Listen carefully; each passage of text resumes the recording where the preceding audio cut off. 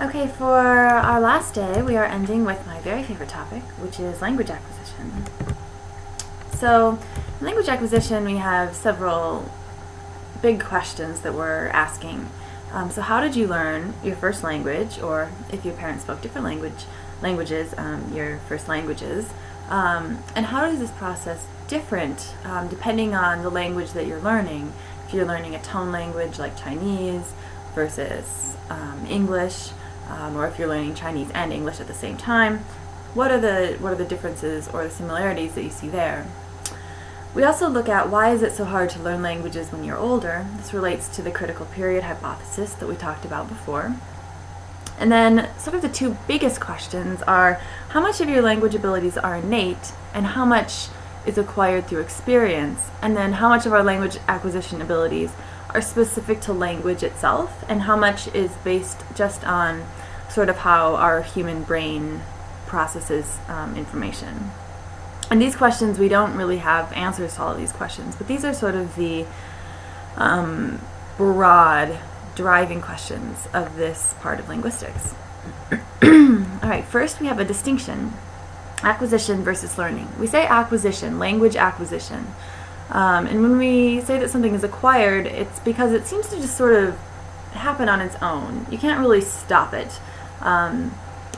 If you're just exposed to language, you're gonna pick it up, and it will occur in very predictable stages along sort of a nice tidy time course. And every single neurologically normal baby is going to acquire the language that they're exposed to. Regardless of the language that it is. So this is what we say that our first languages are acquired. They're just kind of picked up. And we can also call this language development. But we don't want to call it language learning. Language learning is when something requires a lot of effort. People have different abilities. Some people are good at it, some people are bad at it, some people are fast or slow.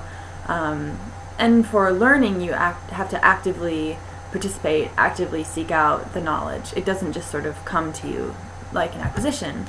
And this is the case for languages that you try to learn as an adult. If you've taken a language class, you probably can agree that, learning a language as an adult is really hard. Whereas, all babies, every single baby that doesn't have brain damage or some sort of language problem is going to just pick it up. Who knows how much effort they're putting into it, but they're just going to pick it up along a very sort of easy time course. Alright, so what are some ways that we don't learn language? These are important. These are sort of myths that a lot of people believe. A lot of people believe that we teach babies how to talk. That one of the parents' jobs is to teach their children language, which is absolutely not true. Explicit instruction actually does very little for your child. There's a really cute example with I think a 3-year-old girl is talking to her dad, and she says, "Want some another cookie?" And her dad says, "You mean I want another cookie?" And she says, "Yes, I want some another cookie."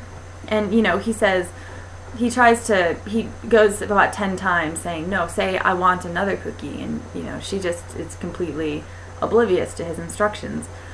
And then eventually he has her repeat every single word back, "I want another cookie." And once she's repeated all of the correct words, she says, "Now can I have some another cookie?" So clearly all of this kind of explicit attempt to teach the grammar to the child, it's not doing anything whatsoever.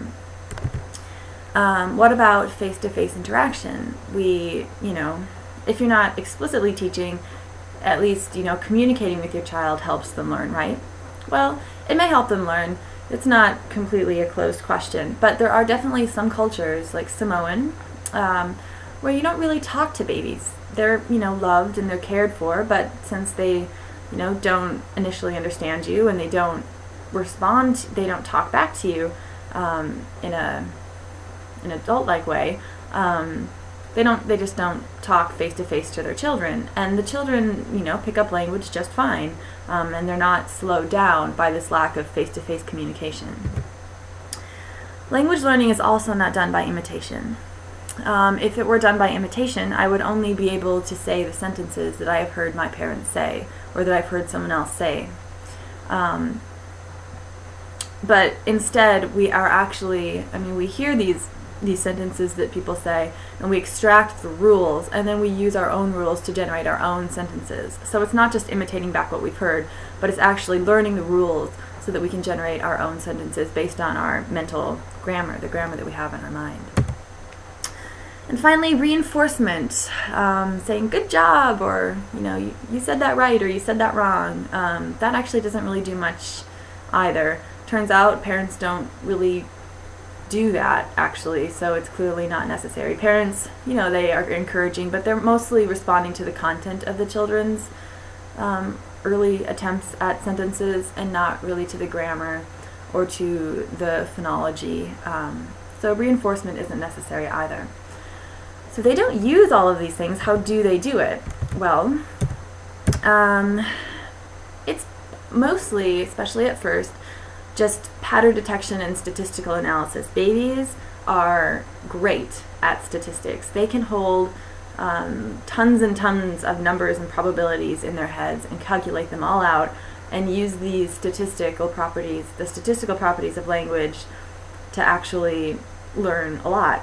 They can use this to learn the difference between voices, sort of speech sounds and other types of sounds. They can use statistics to learn the difference between language A versus language B. We'll talk about that a little bit more later. They can use statistics to find word boundaries. You may think that we have pauses between word boundaries because when we write with spaces between words. But it turns out that when we talk, everything's slurred together. I don't wanna, there's don't wanna. It's one big word. A lot of the sounds are even missing. But despite this lack of word boundaries, this lack of pauses at word boundaries, babies can still use some statistical properties to find the word boundaries, specifically phonotactics, so rules for which consonants and vowels can go next to each other. They can use that to find, to pull words out of the speech stream, which is pretty cool. They can also use phonotactics to learn syllables versus words. So what's a syllable? Which syllables go together to make a word? So for example, they can, babies eat a lot of bananas. So if you're a baby and you hear the word banana a lot, you might notice that the syllable na is often followed by the syllable na, nana, banana. So you sort of are tracking the probability that those two syllables will be next to each other. And if they're next to each other a lot, you can sort of think, well, maybe they belong to the same word. Versus, I don't have an example off the top of my head, but you'll have ran a race. You have ran a na. So you have that same na syllable preceded by a different syllable, but rana isn't nearly as common as nana. Presumably because the word banana is more, you're more likely to say banana than ran, because you might say ran 2, ran 4. So ran can be followed by a lot of different syllables, whereas within the word the syllables are more likely to co-occur. That was a little confusing. But basically the point is that they can use this sort of statistical probabilities to figure out which things are syllables, which syllables go together to make words.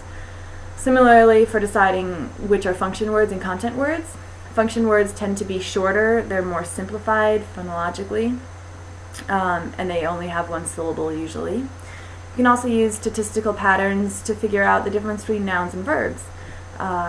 So statistics can take babies really far. And then, as we'll talk about later when we talk about word learning, there might be a few possibly innate biases working as well. Okay. So the next lecture will be sounds.